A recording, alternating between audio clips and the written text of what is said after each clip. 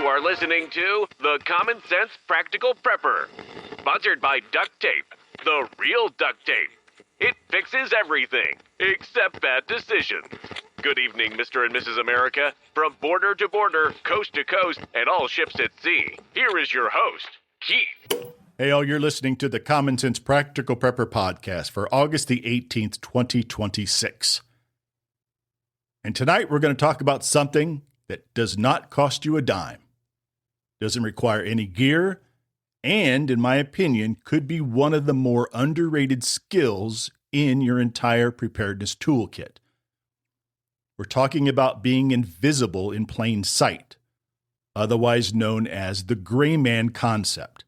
How to move through your environment without drawing attention, without being a target, and without looking like you're trying to hide. This isn't about wearing all khaki and pretending you're a spy. This is about understanding how attention works and choosing not to attract it. So no doom and gloom, no zombie apocalypse, just practical awareness. So why is blending in a survival skill? So here's the thing that most people get wrong about preparedness. They focus on what they have, the gear, the food, the weapons. But what good is any of that if everyone around you knows that you have it? So think about it this way. You spend 1 or 2 years building up a solid food supply. You've got water filtration, medical gear, comms, maybe a generator and extra fuel. You feel good about it. You think you're ready for stuff. But your neighbor watches every Amazon delivery. Your coworker heard you talking about your new solar setup, and your buddy from the gym knows you've got cases of ammo in the garage because you told him over a couple beers one night. Now, let's say the power goes out for 10 days to 2 weeks. How many of those folks are going to come knocking? In any disruption, whether it's a natural disaster, civil unrest, or just a bad neighborhood at the wrong time of night, the people who get targeted are the ones who stand out. That's not my opinion. That's how predators work. They look for signals. Criminals, desperate people, even just noisy neighbors in a crisis, they're all scanning for the same thing. Who looks like they have resources? Who looks vulnerable? Who looks like they don't belong? So the gray man concept is very simple. Don't answer any of those questions. Be forgettable. Be average. Be the person nobody recalls seeing. And here's the beautiful part. It's free. It requires zero equipment. It's entirely a mindset or a set of habits that once you develop them, they kind of run in the background all the time without much effort. But here's the straight poop about something before we go further. As preppers, becoming a gray man is not always an easy task, and the reason is kind of ironic. We train ourselves to be aware, to be vigilant, to scan rooms, to read body language, notice exits, assess threats. That's what we call situational awareness. But those exact same behaviors, your head on a swivel, the constant scanning, the heightened alertness can make us the opposite of invisible. So think about it this way.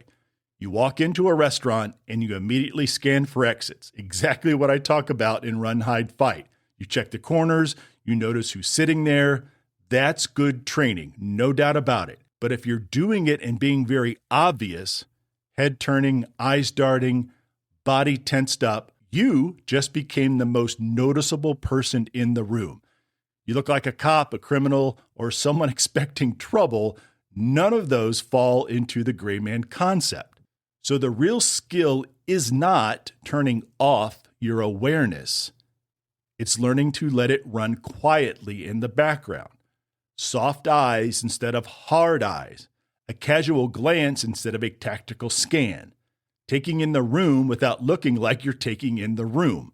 Now that's advanced level, and it does take a lot of practice.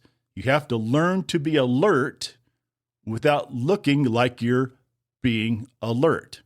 That tension between awareness and invisibility, that's where the whole concept of the gray man lives. And it's what separates, I read an article about gray man from actually being a gray man. So let's talk about what actually draws attention, because most of it isn't what you might think. Talk about clothing first. This is where most gray man content goes wrong. They'll tell you you need to wear earth tones and avoid logos, and that's fine, but it misses the bigger point. What stands out being contextually wrong? A guy in tactical pants and a 511 shirt at a grocery store, that screams, I'm prepared and I have stuff. So that same guy in that same outfit at a gun range is invisible because context is everything. Dress for where you are. If everyone around you is in jeans and a t-shirt, wear jeans and a t-shirt. If you're in a business district, dress business casual. If you're at a kid's soccer game, look like a soccer parent. The goal isn't a specific outfit, it's matching the baseline of your environment. So here's a pop quiz. If someone witnessed a crime and the police asked them to describe you, could they? Average height, jeans, dark shirt, I really don't remember. That is the goal. You want to be the person the witness is not able to describe. So the specific things that draw the eye: tactical gear in civilian settings, military-style boots with business casual clothes, excessive brand loyalty to prepper companies or firearm companies, unusual colors or patterns for the setting, too clean or too dirty clothes for the environment, or anything that creates a visual snag, something that makes someone look twice. Movement and body language. So this is bigger than clothing, and almost no one talks about it. People who move with urgency in a calm crowd draws eyes. People who move slowly in a crowd that's rushing draws eyes. People who are scanning constantly, looking around, checking over their shoulder, draws eyes. Match the pace, match the energy. If everyone is walking, walk. If everybody has their head down looking at their phone, then be one of those people with your head down looking at your phone. The military calls this matching the pattern of life. You don't have to be in a war zone for this to apply. Your posture also matters, believe it or not. Overly rigid, squared up posture reads military or law enforcement to people who know what to look for. Overly timid posture reads as a victim. You want relaxed, neutral, and unremarkable. Shoulders natural, gaze forward but not laser focused, arms relaxed, like you belong there because of course you belong there. And the hands, this is kind of subtle. People unconsciously watch hands. If your hands are hidden, clenched, fidgeting with something, or doing anything unusual, it registers on a subconscious level. Hands visible, relaxed, doing normal things. Carrying a coffee cup, holding a phone, or having your hands in your pockets casually just means nothing to see here. Your vehicle. A lifted truck with a "Don't Tread on Me" sticker, ham radio antennas, and a roof rack full of gear tells everyone on the road what you are and what you probably have at home. A plain sedan with nothing on it tells them nothing. I'm not saying don't have a truck. I'm not saying you can't have comms. Every bumper sticker is a data point. Come and take it, NRA Life member, thin blue line, even hunting stickers, fishing stickers, or gun manufacturer logos. Each one of those says something to anybody that's paying attention. And in a crisis, the wrong person paying attention can be a problem. Your parking habits matter as well, oddly enough. Do you always back in for a fast exit? That's a tell. Do you park away from the cameras? That's a tell. Do you park with your truck bed full of visible gear and supplies? That's not a tell. That is an advertisement. Think about what someone would learn about you from a 30-second look at your vehicle in a parking lot, and then decide how much of that you are comfortable broadcasting to everybody. Your conversations are what you talk about. This might be the biggest one. How many preppers do you know who can't stop talking about prepping? Every conversation comes back to their food storage, their bug out bag, their guns. That's not gray man. That's a billboard on the side of the road. I've heard conversations where people will tell near strangers about the food supply they have, the water supply, what calibers of ammunition they stock, how many weapons they have, and where their bug out location is.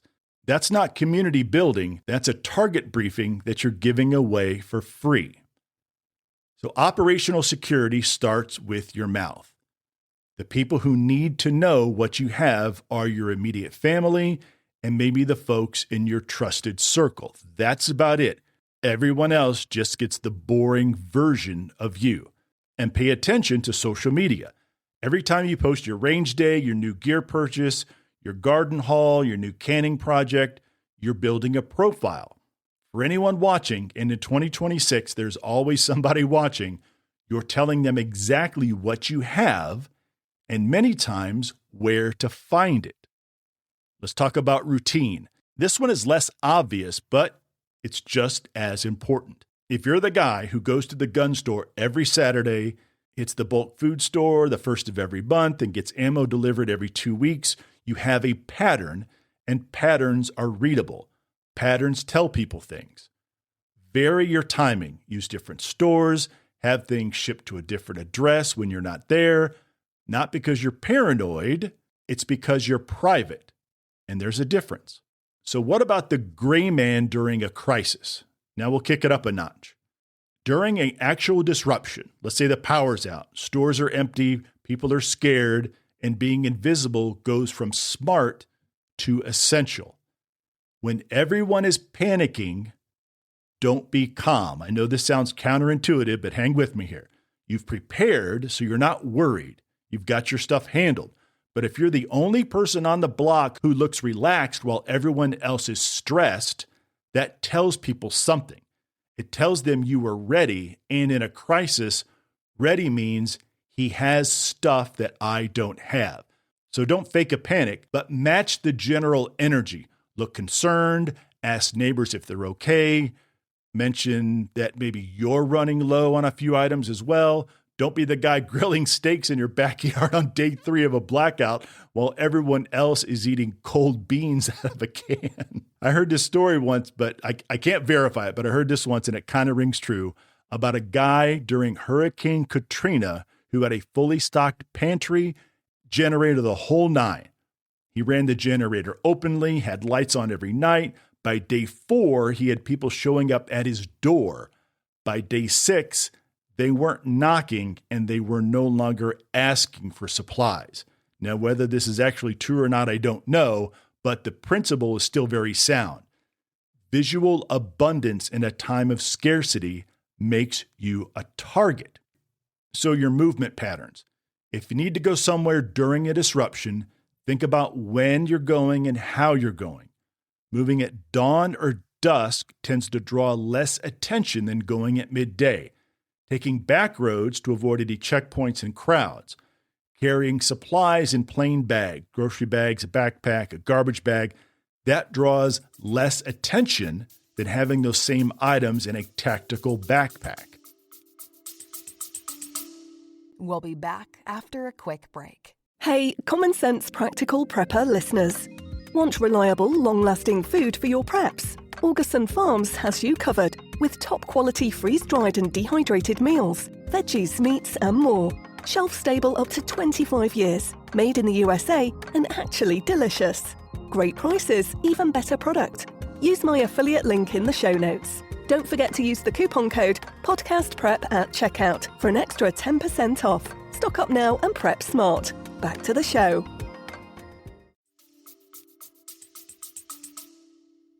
Think about the route that you're taking. Think about your timing. Think about what you're carrying and what it looks like from the outside. A person walking with grocery bags looks like they're coming from the store. A person walking with a military rucksack and a rifle case looks like a target, either to be avoided or to be taken from. And travel in numbers. So one person moving alone can be quiet but look vulnerable. A group of 4 in matching tactical gear looks like a military patrol. 2 or 3 people just dressed normally, walking at a normal pace, carrying normal-looking stuff, become invisible. Let's talk about your home. If the grid is down and your house is the only one with lights on, generator humming right along, and the smell of cooked food coming out of the garage, you've just advertised. Think about light discipline. Think about noise discipline. Think about what your home looks like from the outside compared to everyone else's. Blackout curtains, running the generator during the daytime when ambient noise is a bit higher, or having a small shed that is set up specifically, not necessarily soundproof, but sound deadening for your generator. Think about cooking foods that don't produce a strong smell. Rice, canned goods, things that don't send smoke and aroma all throughout the neighborhood.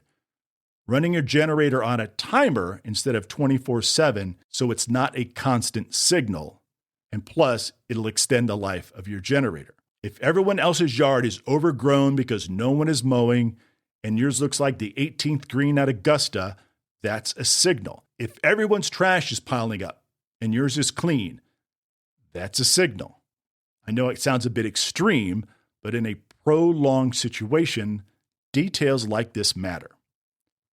And think about what's visible from the street. Can someone walking by see your stored water through a garage window? Can they see your pantry shelves? Can they hear your kids playing and laughing when every other house is dark and quiet? Manage your outward signals as well. Helping out without revealing too much. And this is where it gets a little nuanced. The gray man concept doesn't mean that you're heartless. You can absolutely help your neighbors in a crisis. The key is helping without revealing the depth of what you have, given from a position that looks like sacrifice, not abundance. Oh, I found a couple extra cans in the back of my pantry. Sounds a lot different than bringing over a full bag of groceries and saying, oh, I've got plenty, help yourself. Share water in used bottles, not the factory fresh bottles you get in a case. Help, but help in a way that it looks like you're roughly in the same boat as everybody else. So what are some of the gray man habits that you can start right now? The baseline scan, and I talked about this at Prepper Camp. Every time you walk into a new environment, or even an environment you've been to 100 times, take 3 seconds to notice what everyone else looks like. What are they wearing? How are they moving? What's the energy level? That's your baseline. Match that baseline, and this becomes automatic with a little bit of practice. Do this at a grocery store, at a gas station, at your kids' school pickup, at church. Every environment has its own normal, so learn those. Reducing your signature. Look at your vehicle, your daily carry, your clothing. What's broadcasting information about you? Stickers, patches, brand-heavy gear, unusual accessories, all of it tells a story. Decide if that's a story that you want to be told. I'm not saying strip your identity. I'm saying just be conscious of it. Maybe you keep the stickers on your personal vehicle, but your gray man vehicle, the one you would use maybe during a disruption, that stays clean. Maybe your EDC doesn't need the tactical Molly pouch on the outside of the backpack when a normal zipper pocket holds the exact same stuff. How to practice being forgettable. Next time you are in a store or a waiting room, make a conscious effort to be the person that nobody would describe later. Neutral clothing, neutral behavior, neutral expression. It'll feel weird at first, but it will become more comfortable over time. So here's a game you can play sometimes, and I've played this before. I look at people around me and ask, could I describe that person to a police sketch artist? Most people know they're just there, and that's where you want to be. Also, control your information, social media, conversations, even your mailbox. What are you putting out in the world that tells people about your resources, your schedule, your vulnerabilities? Every piece of information you share is a piece of information that somebody else can use. Audit your social media and go back and look at your last 50 posts from the perspective of someone who's casing your house. What do they know about your schedule, your possessions, when you're home, when you're not? It'll be very eye-opening. Learn to read the room. And this connects right back to situational awareness, which I've talked about a million times. But the gray man version is very specific. Don't just notice threats. Notice the normal, because normal is your camouflage. Look around to see if anyone else is reading the room. Those are the people who are either professionals, predators, or just prepared like you. They're running the same scan as you, and when two gray men make eye contact, there's a mutual nod of recognition. You see me, I see you. Now we just leave each other alone. All right, we'll get a little deep in the weeds here. Have a boring cover story. Okay, now we're going to sound like a spy. If someone asks you what you do for fun, what your hobbies are, what you're up to this weekend, have an answer that's completely unremarkable. Working on the house, taking the kids to practice, catching up on yard work. Save the prep talk for the people who've earned those conversations. And have a reason for anything unusual. Why do you have big backpacks? Big gym bags? Why are you buying 50 pounds of rice? My wife's family is visiting. Why do you have so many cases of water in your trunk? Office water cooler broke down. Normal explanations for unusual quantities or behaviors keep you in the unremarkable category. So train your family, and this is critical. You can be the perfect gray man, but if your kid tells their friends, "My dad has a room full of food in the basement," then the game's over. If your spouse mentions your prepping budget at a dinner party, that might be a problem. Everyone in your household needs to understand the concept at an age-appropriate level. For kids, we don't talk about what we have here at home. That's private family stuff.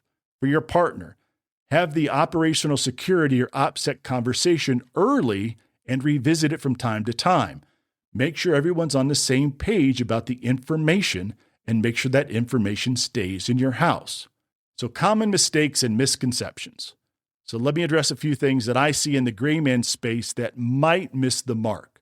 Gray man means you can never express yourself. That is not true at all. It means you choose when and where to express yourself. At home with trusted friends, at events where everyone is on the same page. Be yourself. In public, in uncertain environments, in crisis situations, just be a nobody. Gray man means being passive. Absolutely 100% incorrect. Gray man is about controlling what you project outward. It has nothing to do with your readiness, your willingness to act, or your capability. The quietest person in the room can also be the most dangerous, and that is actually the point. Gray man is being paranoid.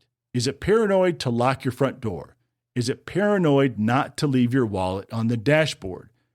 Gray man is the same category of basic common sense like most people already practice in small ways. We're just extending that intentionally across more of your life. So to wrap this up, folks, being invisible in plain sight isn't being fake. It's about being intentional. It's choosing what you show the world instead of broadcasting everything by default. Gear is important. Food storage is important. Training is important. But none of that matters if you can't keep it quiet. You wouldn't leave your front door open and a sign on the lawn listing everything you had inside, but that's essentially what a lot of preppers do through their vehicle, their clothing, their conversations, and their social media. Gray man is not a costume, it's a discipline, and like any discipline, it gets easier the more you practice. All right, folks, as always, I appreciate everybody coming by. If this episode gave you something to think about, I would appreciate it if you would like, share, subscribe, and if you don't mind, if you could just take 30 seconds and leave a review. Leaving a review is by far the best way for the podcast to get traction. So currently, for the last 2 weeks, we are staying in the top 50 podcasts in the United States in the education how-to category. And that, I am absolutely over the moon about that. And you are the ones I need to thank for that. Thank you so much. And please keep the comments coming, keep the reviews coming, practicalpreppodcast@gmail.com. Keep the questions coming. If you all have any ideas of what you would like me to do for a podcast episode, please get in touch with me. Let me know, and I will absolutely see what I can do. All right, folks, as always, please be careful out there. Take care of one another. And until next time. You've been listening to The Common Sense Practical Prepper. Subscribe, like, drop a review. Over and out.